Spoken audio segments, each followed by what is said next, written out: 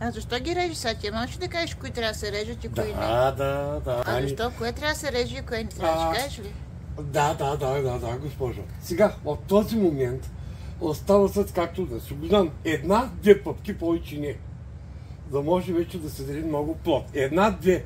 3-4 не се остават. Една-две пъпки се остават. Добре, това е там. Ще го режеш сега ли? имам там вече. Ага. Ето, остава се една-две. Но татката ми каза една. Ето, една пъпка се остава. Ага. Точно така.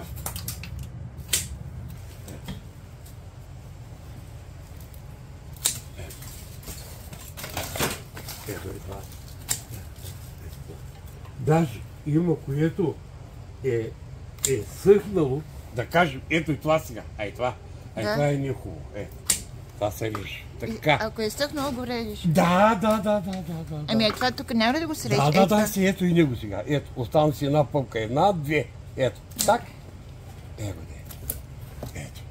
ето и тук си оставих една-две, си оставих, Това? Това тук го режи. Това също. Ето. И така, сега това си го оставям. Това. Хареса ми, долу-горе ми хареса. Долу-горе ми хареса. Така.